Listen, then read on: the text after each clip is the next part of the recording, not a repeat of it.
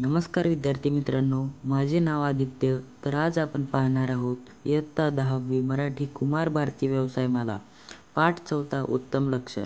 तर चला व्हिडिओला सुरुवात करूया. पण त्याआधी जर तुम्ही चॅनलवर नवीन असाल तर व्हिडिओला लाईक करा, शेअर करा आणि चॅनलला सबस्क्राईब करा आणि नोटिफिकेशन ऑलवर करायला विसरू नका, ज्याने की तुम्हाला नवीन व्हिडिओ आला की लगेच नोटिफिकेशन येईल. तर चला सुरू करूया.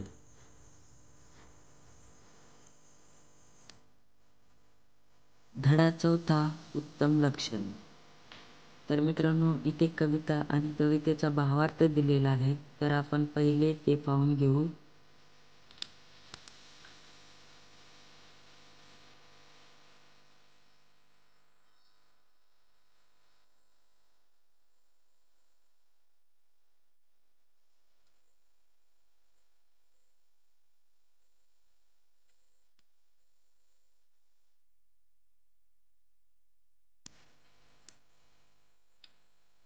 तर आपण व्हिडिओचा भावार्थ पाहिलेला आहे. तर चला आता प्रश्न उत्तरांकडे जाऊ.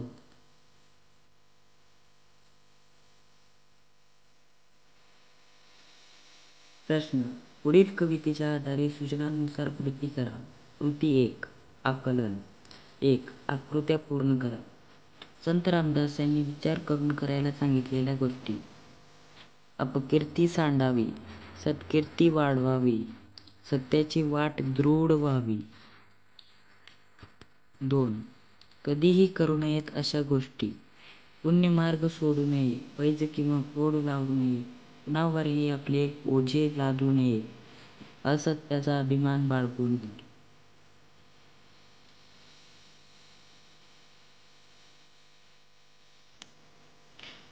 2. चौकटी पूर्ण करा. संत रामदास सावधान होण्यास सांगतात ते. उत्तर: श्रोते.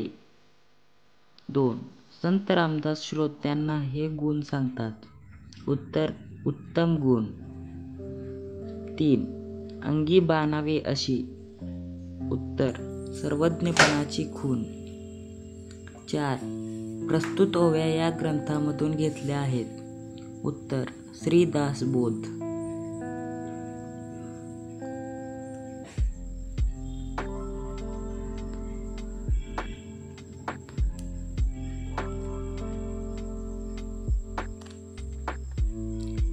2. आकलन. 1. शब्दजाल पूर्ण करा. जाऊ नये, खाऊ नये, घेऊ नये. उत्तर: वाट विचारल्याशिवाय जाऊ नये, फळ ओळखल्याशिवाय खाऊ नये, पडलेली वस्तू घेऊ नये. 2. तोडू नये, जोडू नये. उत्तर: 1. जनांची आर्जव तोडू नये. 2. पापद्रव्य जोडू नये. 3. सभेमध्ये हे करू नये. उत्तर: लाजू नये, बाष्कळपणे बोलू नये. प्रश्न 2. पुढील व्यक्तींशी कसे वागावे असे संत रामदास म्हणतात. 1. तोंडाळ. तोंडाळाशी भांडू नये. 2. संत. संत संग खंडू नये. प्रश्न 3. पुढील गोष्टींबाबत कोणती दक्षता घ्यावी ते लिहा. गोष्टी: आळस. दक्षता: आळसात सुख मानू नये. 2. परपीडा. दक्षता: परपीडा करू नये. सत्यमार्ग. सत्यमार्ग सोडू नये. उपकार: उपकारांची परतफेड करावी. प्रश्न 4. असत्य विधान ओळखा. 1. संतसंग सोडू नये. 2. अपकार घेऊ नये. 3. व्यापकपण सांडू नये. 4. खोटेपणाच्या पंथाला जाऊ नये. असत्य विधान: अपकार घेऊ नये. प्रश्न 5. अचूक विधान ओळखा. 1. पैज होड लावावी. 2. सत्याची वाट धरावी. 3. पापद्रव्य सहज जोडावे. 4. नेहमी अभिमानाने वागावे. अचूक विधान, सत्याची वाट धरावी. 6. तुमच्यातील प्रत्येकी 3 गुण व 3 दोष शोधून लिहा. उत्तर. गुण: मी दररोज व्यायाम करतो. 2. मी खोटे बोलत नाही. 3. मी आईला कामात मदत करतो. दोष: 1. मला चटकन राग येतो. 2. मी ताटात अन्न टाकतो. 3. माझे अक्षर चांगले नाही.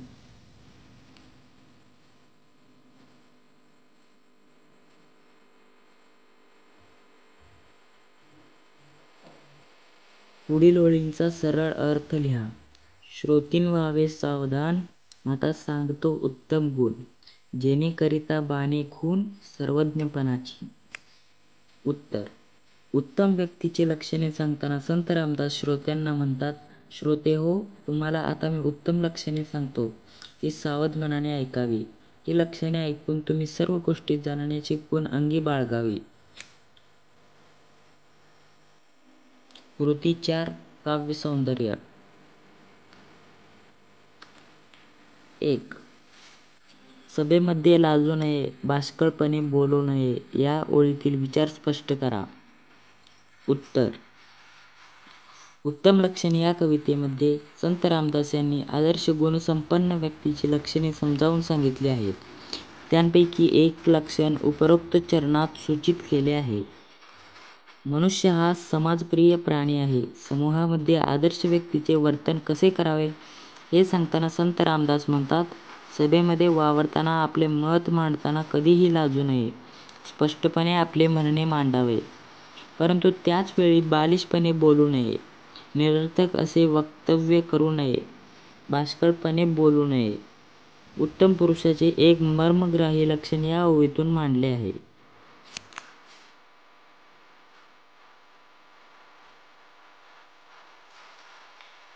प्रश्न 2. आळसे सुख मानू नये. या ओळीचा तुम्हाला समजलेला अर्थ स्पष्ट करा. उत्तर. उत्तम लक्षण या ओव्यांमध्ये संत रामदास यांनी उत्तम व्यक्तीची लक्षणे विशद करताना आळस हा माणसाचा शत्रू आहे असे ठासून प्रतिपादिले आहे. आळस हा माणसाच्या अंगी असलेला दुर्गुण आहे. आळसामुळे कार्य करायला उत्साह राहत नाही व त्यामुळे बरीच कामे खोळंबून राहतात. आळसे कार्य भाग नासतो. या समर्थ रामदासांच्या उक्तीमध्ये हेच तत्व सांगितले आहे.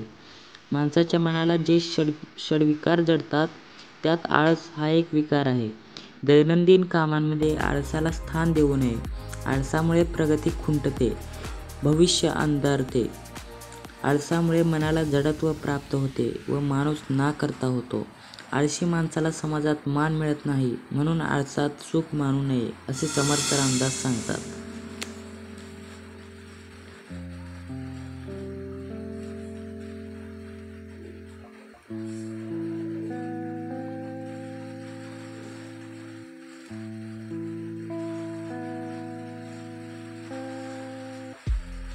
प्रश्न. पुढील कवितेसंबंधी त्याखाली दिलेल्या मुद्द्यांच्या आधारे कृती सोडवा. कविता. उत्तम लक्षण. उत्तर. उत्तम लक्षण. 1. प्रस्तुत कवितेचे कवी संत रामदास. 2. प्रस्तुत कवितेचा विषय. आदर्श व्यक्तीचे लक्षणे सांगितले आहेत. 3. प्रस्तुत कवितेतील शब्दांचे अर्थ. 1. ओढ. उत्तर पैज. 2. दृढ. उत्तर ठाम. 4. प्रस्तुत कवितेतून मिळणारा संदेश. उत्तर. प्रत्येक व्यक्तीने चांगले वागण्याचा प्रयत्न केला पाहिजे. त्यासाठी वाईट गुण कोणते व चांगले गुण कोणते हे स्पष्टपणे समजून घ्यावे. प्रत्येकाने उत्तम माणूस बनण्याचा प्रयत्न करावा, हाच संदेश या कवितेतून मिळतो.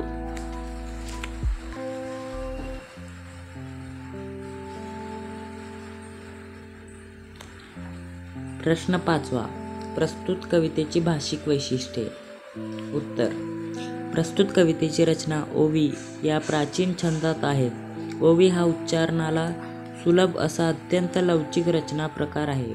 त्यामुळे या कवितेतील भाषा ओवी या छंदाला सानेशी सुबोध व सर्वसामान्यांना सहज समजेल अशी आहे. साहजिक कवितेची आवाहन शक्ती वाढली आहे. चुकीचे वर्तन व चांगले वर्तन या दोन्ही बाबी समर्थांनी स्पष्ट शब्दांत या रचनेत कोणतीही संदिग्धता न ठेवता सांगितले आहेत. यात प्रासादिकता आढळते.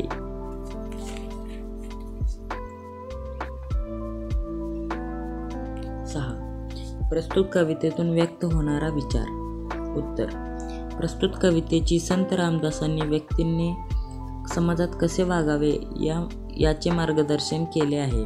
नेहमीच सावध मनाने वागावे, इतरांना सहकार्य करावे, कोणाशीही कपटाने वागू नये, तोंडाळ वा चाळ्यांच्याशी भांडू नये, आळस झटकून पूर्ण विचार करून वागावे, उपकाराची परतफेड करावी, नेहमी उदारपणाने वागावे, उपकाराची परतफेड करावे, मनाचा मोठेपणा बाळगावा, परावलंबी होऊ नये, नेहमी सत्याने वागावे, कुप्रसिद्धी टाळावी इत्यादी अनेक गुणांचे आचरण करण्यास या कवितेत संत रामदासांनी सांगितले आहे.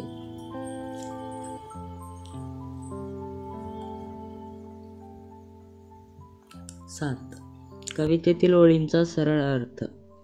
अपकीर्ती ते सांडावी, सत्कीर्ती वाढवावी, विवेके दृढ धरावी वाट सत्याची. उत्तर. संत रामदास श्रोत्यांना शिकवण देताना म्हणतात, आपली कुप्रसिद्धी टाळावी, चांगली कीर्ती वाढवावी, चांगल्या प्रकारे प्रसिद्ध व्हावे, सारासर विचाराने विवेकशील वर्तन करून ठामपणे सत्याचा मार्ग आचरावा. 8. प्रस्तुत कविता आवडण्याची वा न आवडण्याची कारणे. उत्तर. मला ही कविता खूप आवडली. कवितेत मांडलेले विचार पटकन पटण्यासारखे आहेत. ही कविता उच्चारताना वाचताना आनंद होतो. उच्च उदात्त विचार मनात घोळवल्याने मनही आनंदी होते. सर्व गुण अवगुण संत रामदासांनी अत्यंत स्पष्टपणे परखडपणे सांगितले आहेत. कुठेही शब्दांचा भोजडपणा नाही. प्रत्येक शब्दागणिक अर्थ स्पष्ट होत जातो. मुख्य म्हणजे दैनंदिन जीवनात वागताना आवश्यक असलेल्या गुणांचे मार्गदर्शन घडत असल्याने कविता आपल्या स्वतःची स्वतःसाठी असलेली वाटत असते.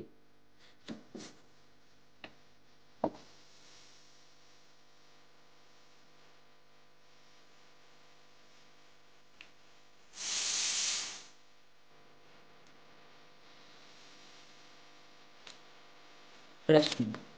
पुढील ओळींचे रसग्रहण तुमच्या शब्दांत लिहा. जनी आर्जव तोडू नये, पापद्रव्य जोडू नये, पुण्यमार्ग सोडू नये कदा काळी.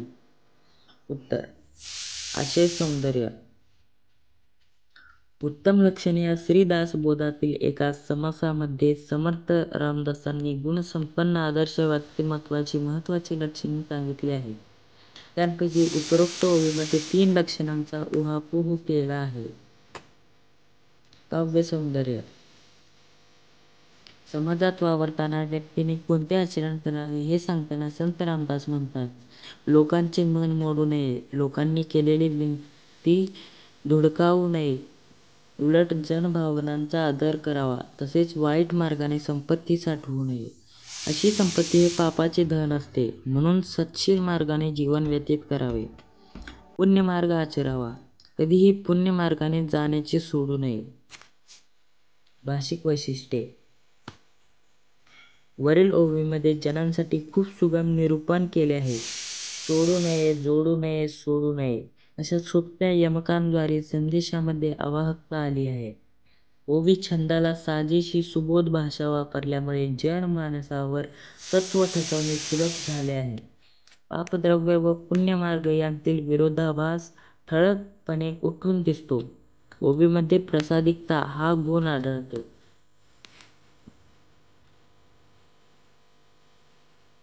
2. अपकीर्ती ते सांडावी, सत्कीर्ती वाढवावी, विवेके दृढ धरावी वाट सत्याची. उत्तर. आशय सौंदर्य. संत रामदासांनी उत्तम लक्षण या कवितेत आदर्श गुणवान व्यक्तीचे वैशिष्ट्ये सांगताना या ओळींमधून सद्वर्तन कशा प्रकारे करावे याची शिकवण दिली आहे. काव्य सौंदर्य. संत रामदास म्हणतात, लोक आपल्याला दूषणे देतील व निंदा करतील असे वर्तन कदापिही करू नये. ज्या वागण्याने आपली अपकीर्ती होईल असे वागणे टाळावे. उलट आपल्या व्यक्तिमत्त्वाची कीर्ती पसरेल अशी वागणूक असावी. स्वतः चांगले वागून सत्कीर्ती वाढवायला हवी. त्यासाठी बुद्धीचा विवेक महत्त्वाचा ठरतो.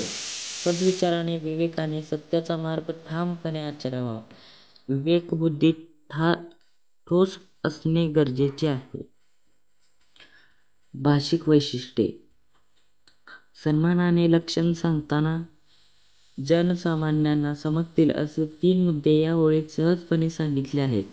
अपकीर्ती व सत्कीर्ती तसेच आणावी व वाढवावी या विरोधी शब्दांमुळे ओवीची कुमारी वाढली आहे. दृढ धरणे हा वाक्प्रचार चपखलपणे उपयोगात आणला आहे. जनमानसावर तत्त्व ठसवण्याची समर्थांची हातोटी समर्थपणे व्यक्त झाली आहे.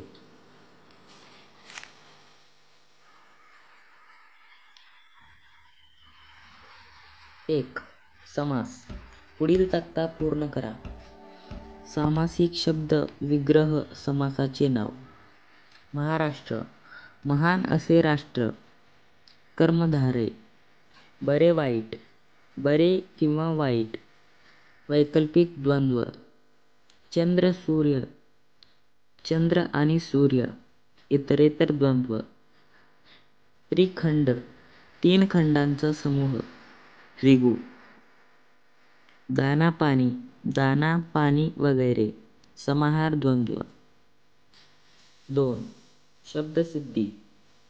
बिन हा उपसर्ग लावून तयार होणारे 4 शब्द लिहा. उत्तर. 1. बिनबोभाट. 2. बिनशर्त. 3. बिनधास्त. 4. बिनदिक्कत. 2. पुढील शब्दांना करी हा प्रत्यय लावून शब्द तयार करा. 1. शेत. 2. गड. 3. काम. 4. कष्ट. उत्तरे. 1. शेतकरी. 2. गडकरी. 3. कामकरी. 4. कष्टकरी. 3. वाक्प्रचार. पुढील वाक्प्रचारांचा अर्थ सांगून वाक्यांत उपयोग करा. 1. तंडणे. अर्थ. भांडण करणे. वाक्य. जीवनात कुणाशीही तंडणे चांगले नव्हे. 2. बांधणे. अर्थ. अंगीकारणे. वाक्य. माणसाने नेहमी चांगले गुण बाणावेत. आ. भाषिक घटकांवर आधारित कृती. 1. शब्दसंपत्ती. 1. समानार्थी शब्द लिहा. 1. कीर्ती. प्रसिद्धी. 2. वाट. मार्ग. 3. सत्य. खरे. 4. पीडा. त्रास. 2. विरुद्धार्थी शब्द लिहा. 1. सुख. दुःख. 2. पाप. पुण्य. 3. आळस. उत्साह. 4. सत्य. असत्य. 3. पुढील शब्दांच्या अक्षरांपासून 4 अर्थपूर्ण शब्द लिहा. 1. व्यापकपण. उत्तर. व्याप. व्यापक. पण. कण. 3. विश्वासघात. विश्वास. घात. श्वास. घास. 2. लेखन नियम. अचूक शब्द निवडा. दुर्गुण. दुर्गुण. दुर्गुण. दुर्गुण. उत्तर. दुर्गुण.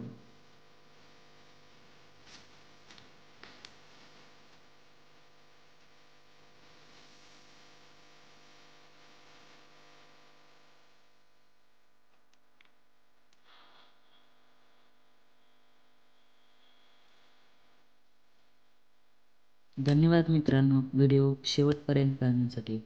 जर तुम्हाला व्हिडिओ आवडला असेल तर व्हिडिओला लाईक करा. व्हिडिओ कसा वाटला कमेंटमध्ये नक्की सांगा. लवकरच भेटू पुढच्या व्हिडिओ. बाय.